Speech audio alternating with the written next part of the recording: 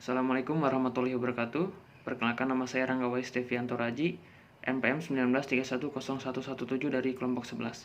Di sini saya akan membuat video tentang terapi nebulasi. Jadi terapi inhalasi adalah pemberian obat yang dilakukan secara hirupan atau inhalasi dalam bentuk aerosol ke dalam saluran nafas. Terapi inhalasi ini masih menjadi pilihan dalam utama pemberian obat yang bekerja langsung pada saluran nafas, terutama pada kasus asma dan PPOK. Lalu untuk prinsip alat nebulizernya adalah mengubah obat yang berbentuk larutan menjadi aerosol sehingga dapat dihirup penderita dengan menggunakan mouthpiece atau masker. Dengan nebulizer dapat dihasilkan partikel aerosol berukuran antara 2 sampai 5 Alat nebulizer terdiri dari beberapa bagian yang terpisah, yang terdiri dari generator aerosol, alat bantu inhalasi atau kanul nasal, masker, mouthpiece, dan cup atau tempat obat cair. Model nebulizer terdiri dari 3. Nah, yang pertama itu ada nebulizer jet aerosol dengan penekanan udara, kompresor nebulizer memberikan tekanan udara pada pipa ke cup yang berisi obat cair untuk memecah airan ke dalam bentuk partikel-partikel uap kecil yang dapat dihirup ke dalam saluran napas. Untuk yang kedua, nebulizer ultrasonik atau ultrasonic nebulizer menggunakan gelombang ultrasonik vibrator dengan frekuensi tinggi untuk secara perlahan merubah obat dari bentuk cair ke bentuk aerosol basah.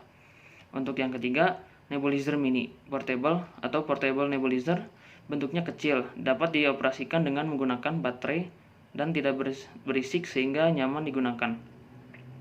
Untuk indikasinya yang pertama itu ada asma bronkialis, lalu yang kedua ada penyakit paru obstruktif kronik, lalu yang ketiga ada sindroma obstruksi post TB, dan yang keempat ada mengeluarkan dahak. Untuk kontraindikasinya yang pertama ada hipertensi, lalu yang kedua ada takikardi, lalu yang ketiga ada riwayat alergi, dan yang keempat ada tracheostomi, dan yang kelima fraktur di daerah hidung, maksila, palatum oris, dan kontraindikasi dari obat yang digunakan untuk nebulisasi. Untuk pemilihan obatnya, obat yang akan digunakan untuk terapi inhalasi ini akan selalu disesuaikan dengan diagnosis atau kelainan yang diderita oleh pasien. Obat yang digunakan berbentuk solusio atau cairan, suspensi atau obat khusus yang memang dibuat untuk terapi inhalasi. Golongan obat yang sering digunakan melalui nebulizer yaitu beta 2 atau agonis, antikolinergik, kortikosteroid, dan antibiotik. Obat yang biasa dipakai itu bronkodilator salbutamol, mukolitik, boronhexin, lalu kortikosteroid,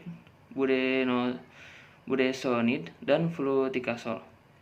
Untuk komplikasinya yaitu henti napas, lalu spasme bronkus atau iritasi saluran napas. Lalu akibat efek obat yang digunakan seperti salbutamol, short acting beta 2 agonis, dosis tinggi akan menyebabkan gangguan pada sistem sekunder penyerapan obat. Lalu hipokalemi dan distrimia dapat ditemukan pada pasien dengan kelebihan dosis.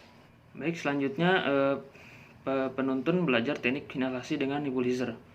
Yang pertama itu mempersiapkan alat. Untuk sesuai yang dibutuhkan itu ada main unit, nebulizer kit, masker, mouthpiece, dan air hose, dan obat-obatan.